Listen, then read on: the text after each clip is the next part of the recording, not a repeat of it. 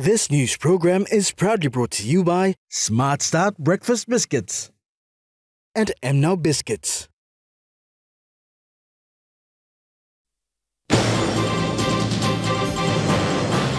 ICCC Commissioner on Fuel Prices across the country. 18 million Kina Madang Bridge opened by Prime Minister Marape. And earthquake warning in the New Guinea Islands region deemed false.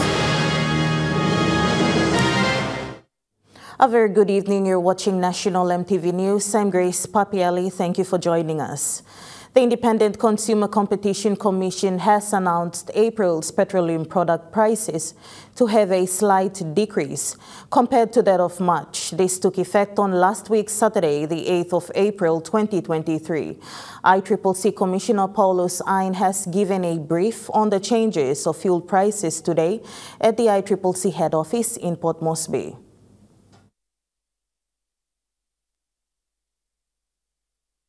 According to the Independent Consumer Commission, prices of petroleum products or fuel have decreased on average for this month. ICCC Commissioner and CEO Paulus Ain gave a brief description on this and highlighted the reasons of the changes witnessed across the country. The main driver of the reduction is crude oil price. Crude oil price has significantly declined from last month to this month, from 86.6 US dollar per barrel to this month 78.6 toy per barrel for this month. So consequent of this has resulted in our domestic market experiencing declining in petroleum products. A relief to consumers on petroleum products, Ain said foreign currency is stable. He further elaborated. Our foreign currency is still stable, so this has not impacted the petroleum products, but our domestic freight, both sea and road freight for this year has not seen any change. Although prices for next month are uncertain at this point, the Commissioner gave his statement. It will only depend on global crude oil prices. So the predictions are there, but it's volatile at this stage.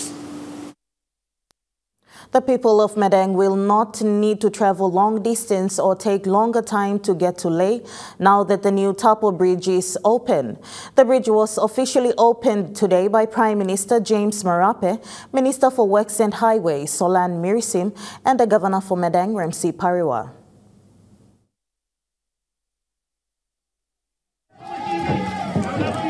Prime Minister James Marape officially opened 9 new bridges. In Madang, 6 bridges of Ramu Road and 3 in East Sepik today. The bridge opening was witnessed by provincial leaders, other state ministers and contractors. With the opening of the Tapo Bridge, it is set to give access to rural parts of the Madang province and giving access to the people to bring their produce to urban markets in other parts of the country. This project costed approximately 18 million Kina to build the bridge in Madang and was counter-funded by the European government and the PNG government. Amanda Ilaitia, National EMTV News.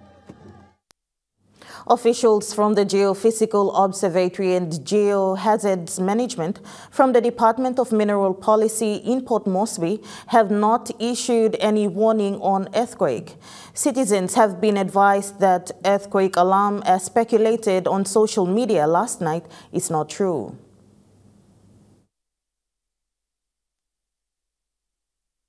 Speaking to EMTV News today, the Acting Assistant Director of Port Moresby Geophysical Observatory, or PMGO, Matthew Mohoy, says the earthquake alarm being posted on social media platforms about an impending earthquake last night at around 11 p.m. to occur in the New Guinea Islands is false and misleading. Now, the observatory and the department monitors earthquake and tsunami within the PNG region. Whenever there's a big earthquake, the Port Moresby Geophysical Observatory, through the Department of Mineral Policy and Geohazard Management, normally issue earthquake and tsunami information bulletin to the public in relation to the earthquake that happened. The one that happened, one that was circulated yesterday evening, and was to have been, thought to occur or to have happened yesterday, was a false alarm, and so the observatory and the department would like to dispel these false earthquake rumors. He says the PMGO is the only office in PNG that has monitoring instruments to monitor and assess earthquakes and tsunamis. However, this high-tech equipment, both PNG and all over the world, is unable to predict earthquake occurrence. The general public have been advised not to spread false information that will cause fear among the people. The Assistant Director FEDA says they are always on alert to inform the public if there is a sign of earthquake. Information that's been given out by the reputable organizations. For us here in PNG, it's the Department of Mineral Policy and Geohazard Management through Port Moresby Geophysical Observatory as well as the Rabaul Volcanological Observatory. These are the institutions, government institutions, responsible for the monitoring of earthquakes and tsunami events. Officials from PMGO say they will refer such irresponsible persons who create and disseminate false messages to the responsible authorities to be dealt with accordingly. Jim John, National MTV News. Youths have the capability and potential to contribute effectively to move PNG towards achieving its desirable future. However, inadequate job opportunities are an obstacle for the young generation to build this nation. According to the research project officer at PNG National Research Institute, Julian Melpa, the increasing number of unemployed youths in PNG is due to inadequate factories, inadequate support to involve youths in agriculture sector, engagement in community services.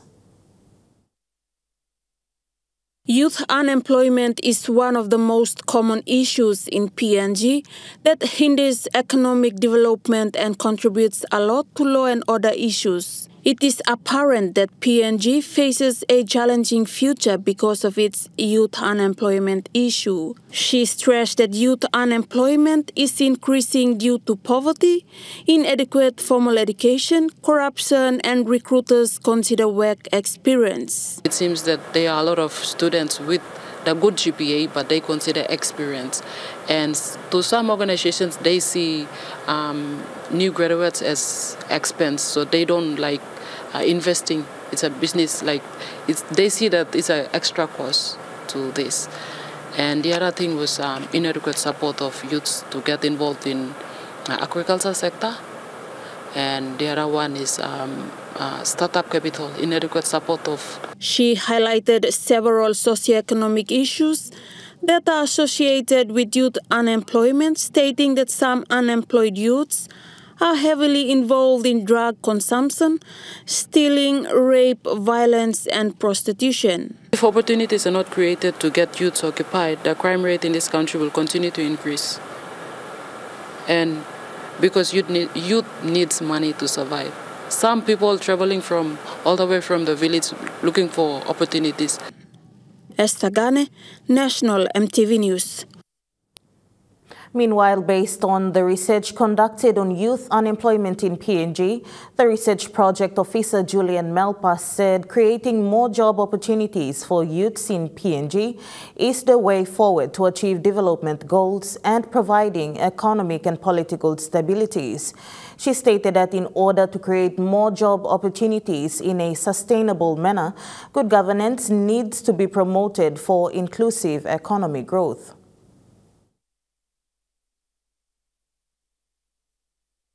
The research project officer says the concern of the youth unemployment is within the space of both national and sub-national governments. She says government should put emphasis on empowering the youth so that they can contribute towards achieving the national goals. She recommends the government to build more factories in PNG to create more job opportunities in all fields of study, including economic science, social science, and more technical skills areas of employment. PNG, like youth are the backbone of this country. We cannot expect the leaders to live forever young. There's a limit to everything. So it is time now we should empower our young people, encourage them, impart the skills that we need to drive this nation forward. Youths have invested a lot of money and invested a lot of money in the education system, and yet they are spending money in finding a job. Why are we making this become so hard for our young generations who can carry our nation towards building this nation? She also recommends the government to provide more support to engage youth in agriculture, community service, and also provide more loan schemes for unemployed youths. It all depends. If we cannot invest in our young people, if we cannot cater for the young people, law and order issues cannot be solved. As long as they are around, they are not occupied, there will still be law and order issues in this country. If to minimize all this, we should involve youth in anything possible within our community, engage them in like small things like community service. Melpa concluded that government should provide facilities needed for quality education and health care, rehabilitation centers, and expand the base of downstream processing. This can ease the issue of youth unemployment rates in the country. Estagane, National EMTV News. The Fresh Produce Development Agency will be the beneficiary of 1 million kina constructions of 50 bulb onion solar dryers across the country. This is made possible through funding support by British American Tobacco. This initiated today through a signing ceremony by FPDA CEO Mark Warnu and BAT's General Manager Vadim Maximenko.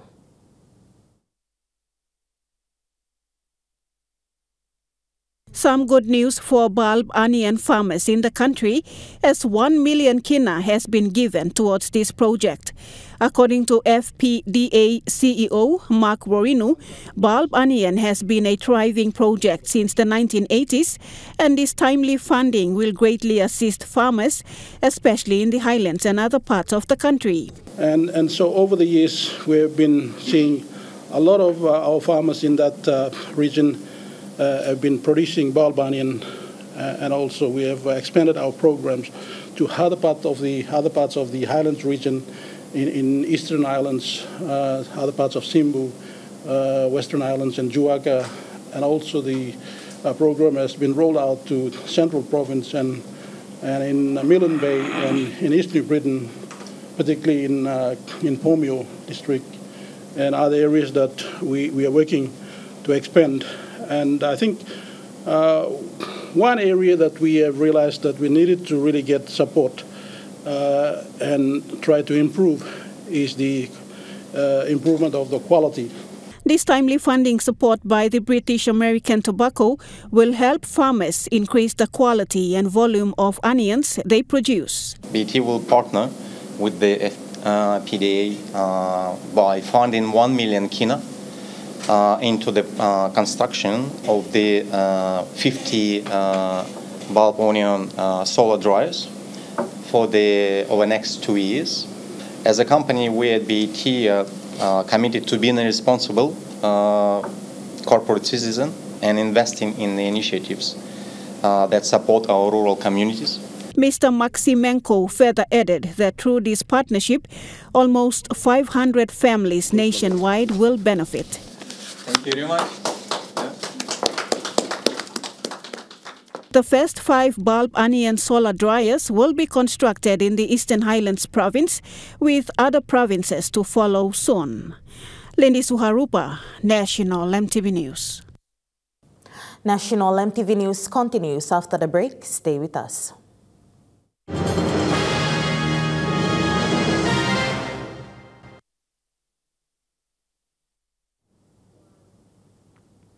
You're watching National EMTV News. Minister responsible for Foreign Affairs, Justin Tachenko, has revealed that certain Papua New Guinean foreign embassies overseas has been closed, while others will be reopened soon. He revealed this yesterday during a media conference in Port Moresby.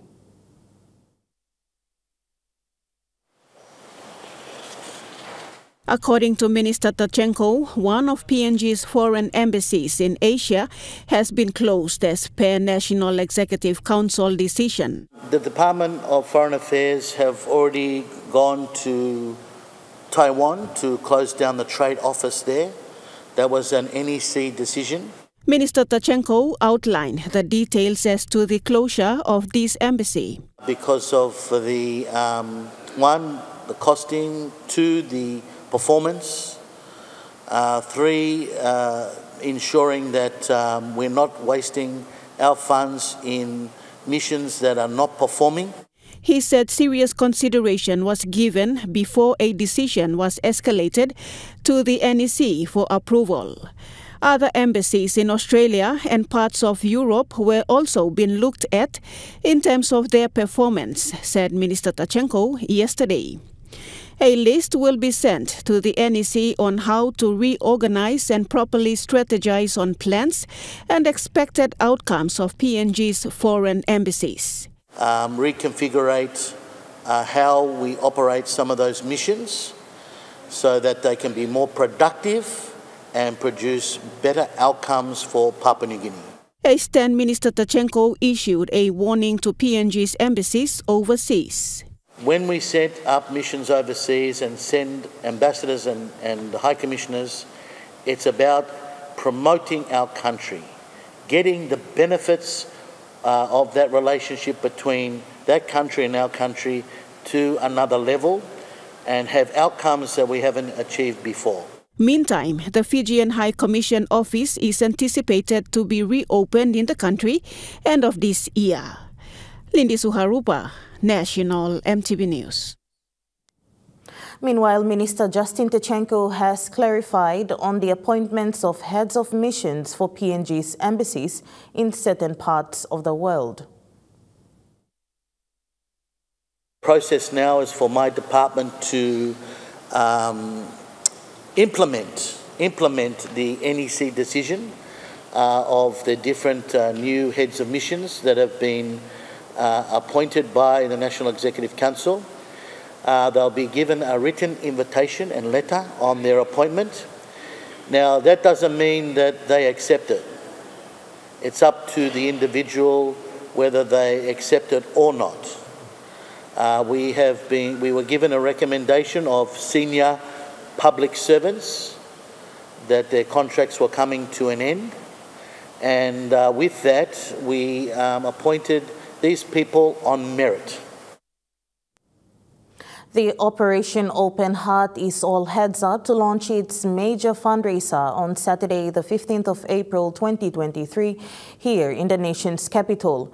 The event was made possible through the help of Foreign Affairs Minister and patron of the Operation Open Heart, Justin Tachenko.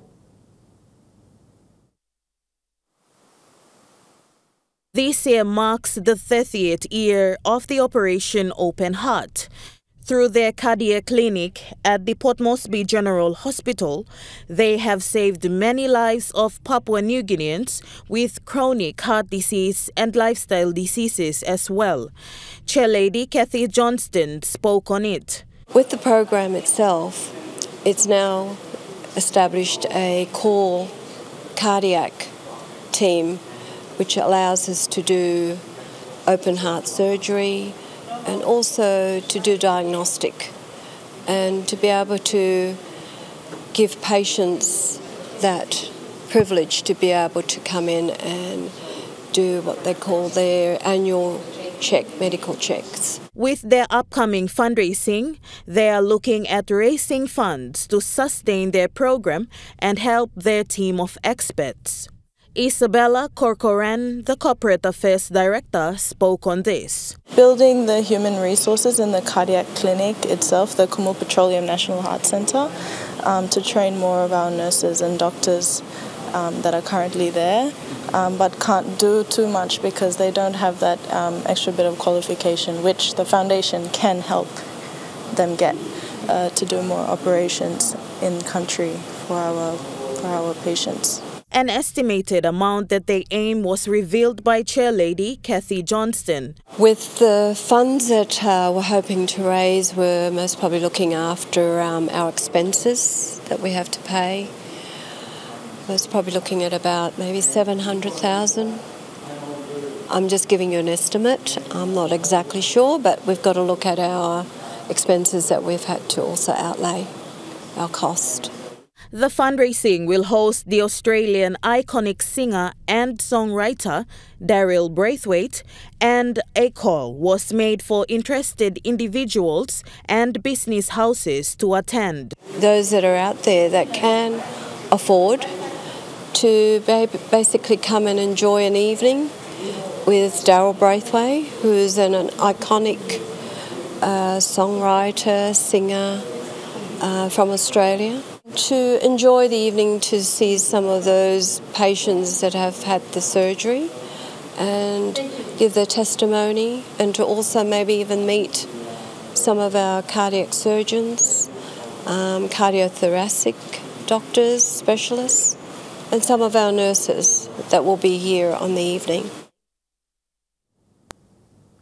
Meanwhile, the Operation Open Heart with their upcoming fundraising will be having patients present at the event to share their experience of having to undergo and survive surgery to live their normal lives.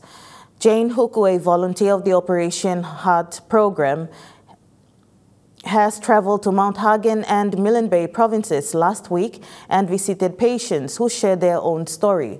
Huku now says they will have the patients present next weekend on the fundraising to share their own stories. We believe that their story will have much more impact when they share their testimony about how they've had heart disease, and after the surgery they've gone on to live normal lives. So we interviewed patients, and we'll be at the event on Saturday. We'll be having 2 additional patients who will come on board and do a live heart-to-heart chat. So we encourage people to come on board and purchase tickets to come and see patients tell their story, because their stories are very, very moving. Trukai Industries have completed their provincial draws for the back-to-school promotion for 2023 in some centres, and will end with a major draw in Port Moresby. For Morobe, 3 draws have been done already, and the 4th and final draw for the province was held yesterday, which saw 4 lucky winners walking away with 1,000 kina each. The 5th and final draw is the major one and will be held in Port Moresby on April 26th. Draws that we had, it's only for lay. And the other centers, they have their own separate draw across the nation. So all the entries that we have for draw 1, draw 2, draw 3, and this one, the 3rd draw, we'll send everything to POM. That's including other centers as well. Danica says 5 entries were picked up from Ley for the 4th draw. 4 of the winners were from Ley and 1 was from the Wau and Bulolo area. Entries from outstations like Ramu, Wau and Bulolo will be sent together with entries from Ley to Port Moresby for the major draw. Wau, Bulolo, Ramu, the outstations, all the entries that we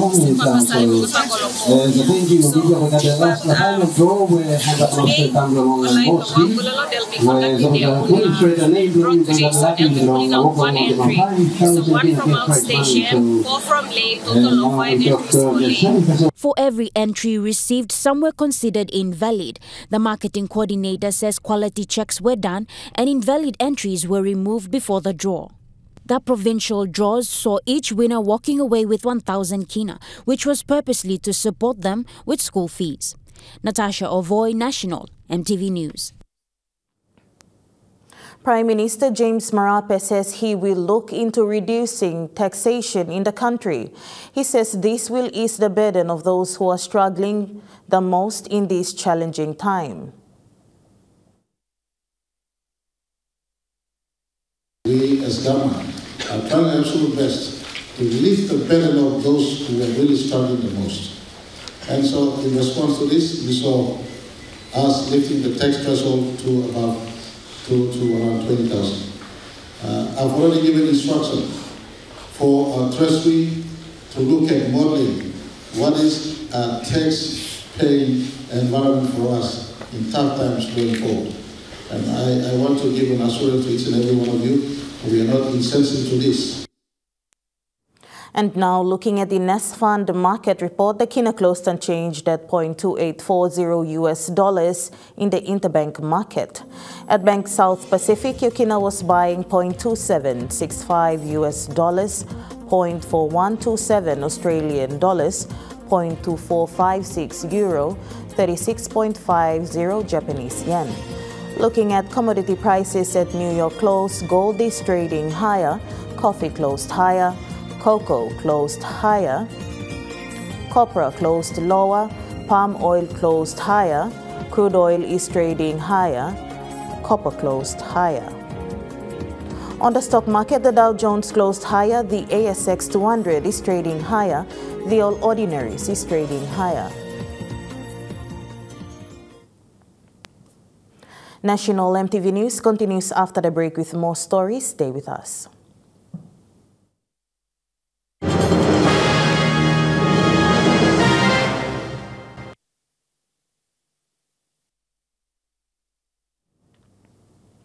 Welcome back to National EMTV News. Moving to overseas news now, and in Western Australia, the Indigenous people in the remote communities say they want to hear more about the proposed voice to Parliament before the referendum is held sometime later this year. In remote Australia, about 300 kilometres from Uluru, the federal government's proposed voice to Parliament is a remote idea to many. We only see it on television, but really don't know what does it mean. Before the end of the year, the nation will be asked to vote in a referendum on the proposed voice, which would advise the Australian Parliament and government on matters relating to Aboriginal and Torres Strait Islander people. These women are leaders in Warrakoona and say their community deserves a chance to make an informed decision. There's so many policies that have affected our lives, Aboriginal people's lives, through history, and it hasn't been for the better. Daisy Jupandari Ward wants the government to educate people about the voice. I want them to come here and talk to us and tell us what does it mean. An hour up the road in the Northern Territory, Docker River residents say not many people know about the voice to Parliament. I don't think so. US President Joe Biden has arrived in Belfast to mark the 25th anniversary of the historic Good Friday Agreement. Air Force One arrives at Belfast International, and Northern Ireland's first presidential visit in 10 years is underway. Time for a short hello with Rishi Sunak on the tarmac before the president was whisked away for the night. A ring of steel is in place in Belfast city centre, in what is one of the biggest security operations here of recent years. We've been planning for this for a number of weeks. We've prepared for all the various contingencies. Our style and tone that we'll be delivering around this policing operation will remain a community-focused style policing. Presidential visits of the past have held great significance for Northern Ireland's peace process. You must say to those who still would use violence for political objectives, you are the past. In 1995, not long after a ceasefire had been declared by the Republican armed paramilitaries, the IRA, Bill Clinton crossed Belfast's peace line to visit the divided Republican and Loyalist communities. And on Belfast's Falls Road came a historic moment. The first public handshake between a US president and the leader of what many still believe to be the political wing of the IRA. Bill Clinton's visit helped pave the way for Sinn Féin to join peace talks. There was some political pressure, wasn't there, for him not to come here. What did that handshake achieve for you? Well, it was a very clear symbolic indication to this community, which had suffered grievously.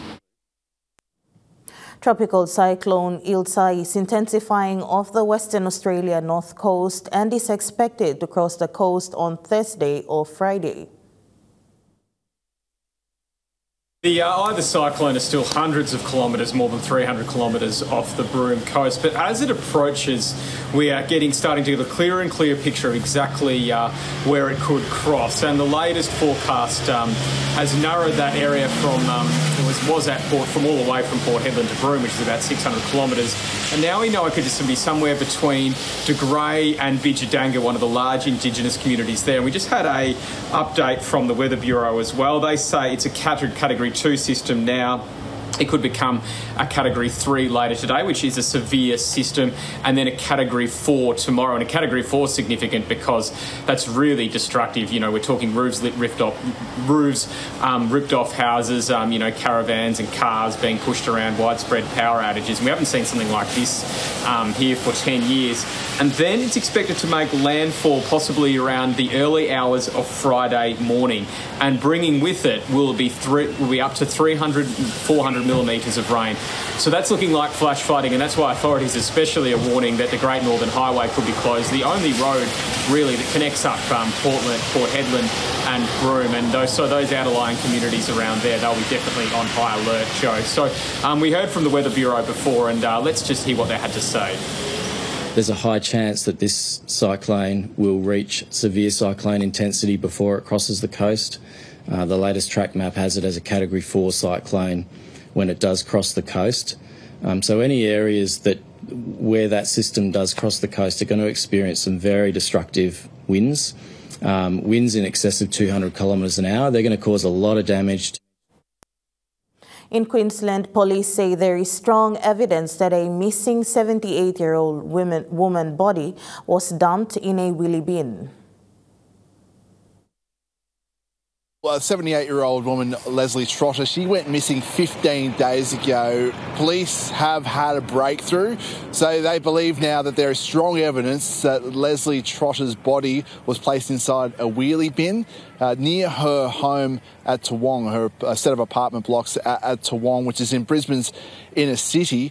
So that wheelie bin was then picked up as part of the usual rubbish collection and taken to a transfer station over at Nudgee, which is on Brisbane's north side.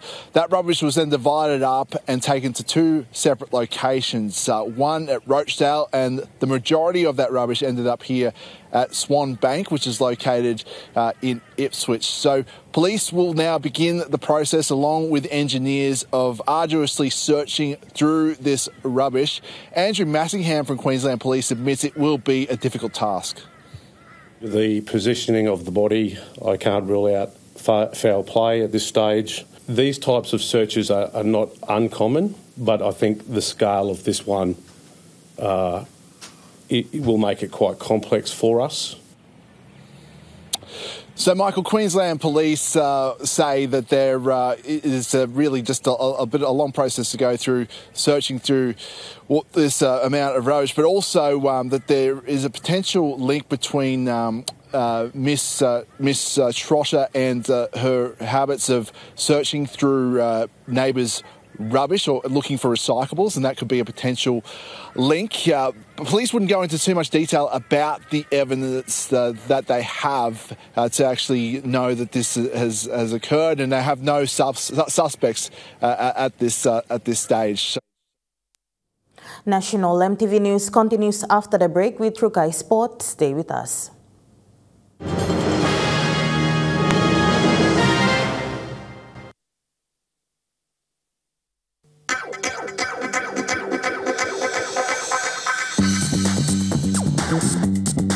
Trukai Sports.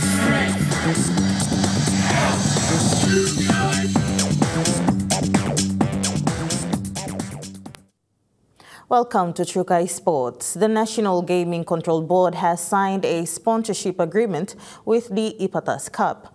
As part of its commitment on the sponsorship agreement of 500,000 kina each for 4 years. The formality was made by Minister responsible for National Gaming Control Board, Manasseh Makiba. .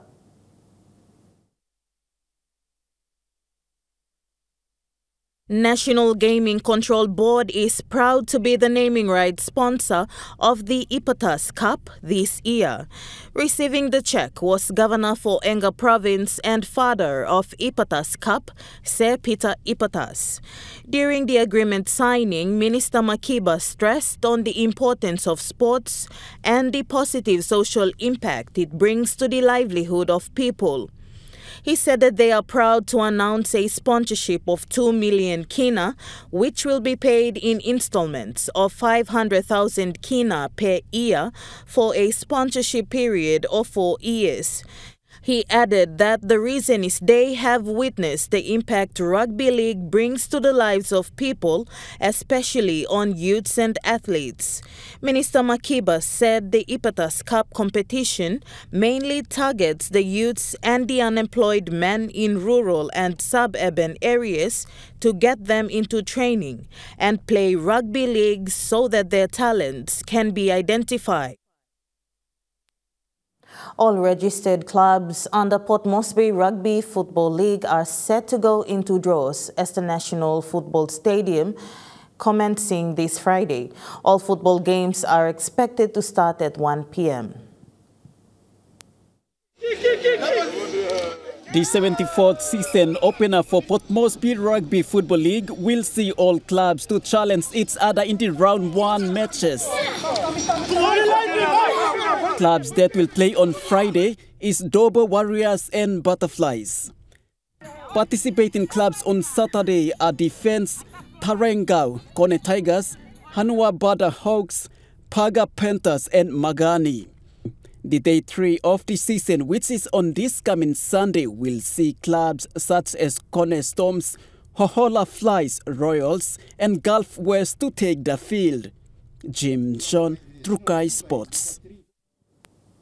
Trukai Sports continues after the break. Stay with us.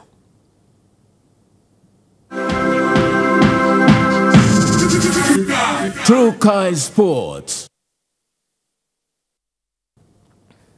Welcome back to Trukai Sports. Moving to overseas sports now, and the Matildas has beaten the English European champions, the English Lioness, 2-0 in Brentford, just 90 days before the Women's World Cup. The Aussie side hit the front courtesy of a bit of brilliance from superstar striker Sam Kerr. You can see her here getting out the back of the English defence and finishing truly. She put the side in front in the 32nd minute. Then in the second half, Charlotte Grant scored her first ever goal for the Australian side. She scored a header after Sam Kerr delivered a cross into the back of the box, and that gave the Matildas a 2-goal advantage. And in doing so, they snapped the Lionesses' 30-game unbeaten streak. Coach Tony Gustafsson will take a fair bit of confidence out of that, given they dropped their most recent friendly to Scotland. Well done to the Matildas. Brisbane forward Charlie Cameron is the latest victim for racial abuse, as the league investigation widens as 3 clubs are included. The AFL's Integrity Unit is now probing cases of racist slurs directed at Cameron, Fremantle's Michael Walters and Nathan Wilson, and Adelaide's Isaac Rankin. All 4 Indigenous players were vilified on social media in the past few days. AFL CEO Gil McLachlan released a statement last night condemning the racism, saying that it has to stop. In surfing, Ethan Ewing now has his own trophy of the Bells Beach to keep next to his bed, right alongside the one his mother won 40 years ago. The 24-year-old triumphed in an All-Australian final against Ryan Callanan before Tyler Wright claimed back-to-back titles, dominating another local and World Surf League rankings leader, Molly Picklum, in the women's decider. Ewing and Wright became the first dual Australian champions at Bells since Mick Fanning and Sally Fitzgibbons back in 2012, while the last time 4 Aussies made the finals was back in 1991. In tennis, Novak Djokovic has fought his way into the 3rd round of the Monte Carlo Masters. Number one, who had not played since early March, struggled to find his range on the Monte Carlo clay before prevailing on the sunlit centre court. Gachov went for his shots and claimed the first service break in the first set to take the lead 4-3, only for the Serbian superstar to break right back and take the opening set by winning the tiebreak 7-5. Then it was all business from Djokovic in the second set. He left no chance of a comeback for his opponent, who must have felt like the court all of a sudden got a little bit too big for him. And that ends Trukai Sports. The Money Plus weather report is next. Stay with us. Trukai Sports.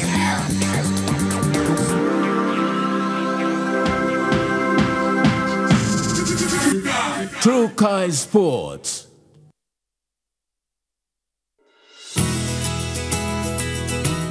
This weather update is proudly brought to you by Money Plus. With you always. Taking a look at the weather report for the next 24 hours. In the southern region, Port Moresby City, cloudy periods with some showers and possible thunderstorms. Daru and Kerema, cloudy periods with few showers and possible thunderstorms. Alatau, cloudy periods with few showers. Popondetta, evening showers and possible thunderstorms, easing then cloudy periods. In Momase region, Lay City, possible brief showers tonight, then mostly fine tomorrow. Medang, Wewak and Vanimo, cloudy periods with few showers. In the New Guinea Islands region, Lorengau, Kaveng, Kokopo and Rabaul, cloudy with some showers and possible thunderstorms. Kimbe, cloudy with some showers and thunderstorms. Buka, cloudy with some showers and thunderstorms. In the Highlands region, Mount Hagen City, Goroka and Kundiawa, Mendi and Wabeg, cloudy with rain showers and thunderstorms, then morning fog.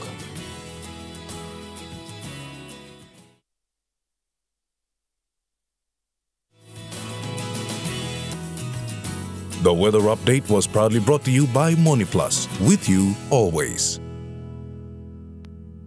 And before we go, the people of East New Britain Province are preparing to receive the late Sarah bin Amalyu tomorrow morning. Men, women and children gave a hand in decorating the roadside, starting from the airport all the way to his Raluana village. He will overnight at his Raluana village on Thursday, and on Friday his funeral mass will be held at the Raluana United Church before returning to Port Moresby on Friday afternoon. And that wraps up the news, sports and weather for Wednesday, the 12th of April 2023. From all of us here, pleasant viewing. Bye for now.